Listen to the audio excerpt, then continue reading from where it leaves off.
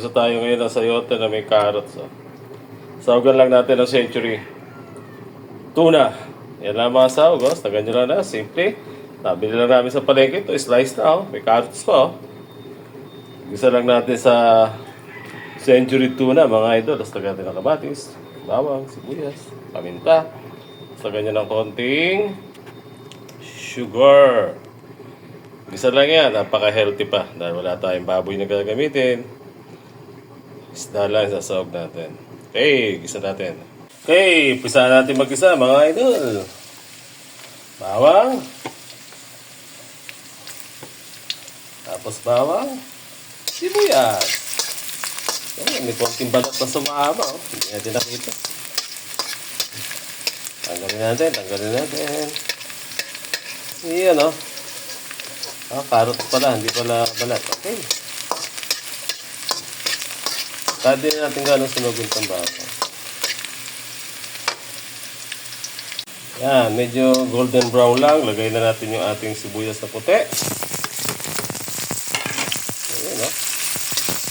Ay, nag-brown na talaga si bawang. Medyo na sobrang dahil sa bawang. Manipis lang kasi yung kawaling gamit. So, natin yung ating kamatis. Mga idol. Tayong videography ngayon. Kaya nagbabago yung position. Ayan, tatlong pirasong kamatis. Yung sayote ko, 2 kilo. Umili nito. Kasama na yung karo. Kung ano ba na kilo, yung gano'n pala kayo slice na. Lulutuin nyo na lang. Ngayon, pag slice na, hindi nyo malalaman kung may magulang doon o may ano. Gusto nyo kayo mag-slice, magtrabaho na. Ngayon, tayo lang natin malusak na konti yung kamatis. Saka natin lagay yung ating century. Ayan, no? Medyo lusak na yung kuha natin. Lagyan na natin siya ng paminta. Ano lang, 2 table, ano lang. Put ka natin. Ayan. Tapos, 1 kutsaritang sugar.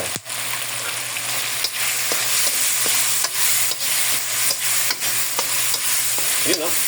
Umamoy na yung paminta, mga ito, no? Pag ganyan kalusak na, pwede nyo nalagay yung ating pinakamalupit, century tuna. Yung tuna natin. Kahit kung ano meron sa inyo, kung walang century, di, ayan, century siya. Kaya lang natin mag-isa ng konti, tapos tagay na natin yung ating malupit na sayote.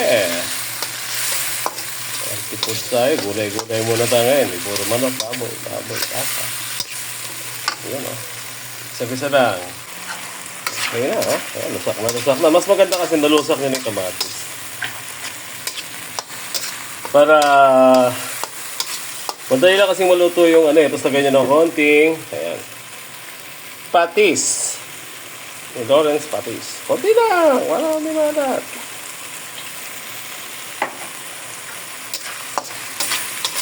Hirap din, maraming alat sa katawan. Ayan, nakagay ng patis. Nagisa na rin yung patis. Yan lang, ganyan lang gula ano niya. Tapos, lagay na natin yung ating daming sayote. 2 kilo may... 2 kilo lang talaga. Ayan, bigat siya. Diba? Ayan, o. Tapos, haluan lang natin. Ay, babaw lang natin. Ganun. Ano? Oh. Ayan, okay na. Nahalo na natin na maayos-ayos. Tapos lagdagan natin ngayon siya ng tubig. Mga kalating baso lang. Tapos lagay na natin yung ating mahiwagang Knorr cubes. Chicken to. Okay, ito. Para mas lumasa. Tapos halo-halo konti. Kaya mo na lumabag muna yan, lumasa. Pag kumulo ito, okay na yan. Takpan natin para maluto ng husto. Iyon, no? Balikan natin ito, mga 5 minutes. Halo ulit tayo. Okay, mukhang okay na yung ating niluluto. 5 minutes lang, kulong-kulo na. Hindi naman kailangan na matagal nating lulutuin yung gulay natin. Ito, halos luto na mga ito. Okay, pwede na to kasi sa init pa lang nung pwede na. Yan, nagsabaw pa siya. Diba? Nagkulay yung kumulay yung century natin. Kaya karang orange at saka yung kamatis natin. Diba? Okay, kain na tayo mga idol. Kumain tayo ng maraming gulay pang pahaba ng buhay. Okay, kain na. Tanghalian namin to ngayon. Ito ang aming ulam. Ginisang sayote na may carrots. Diba?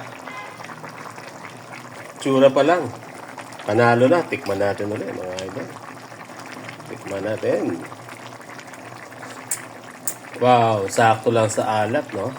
Tapos may konting sugar, kaya matamis-tamis siya. Kahit bata ito, makakain nila to dahil matamis na. Tumamis lalo dahil matamis naman na itong ating sayote. Mas tumamis siya. Panalo. Sabaw pa lang, ulam na. Kain na! Hey, kain na! Ay, sarap na ang ating ulam ngayon. Ginisang sayote na may carrots. Ginisa sa Century Tuna.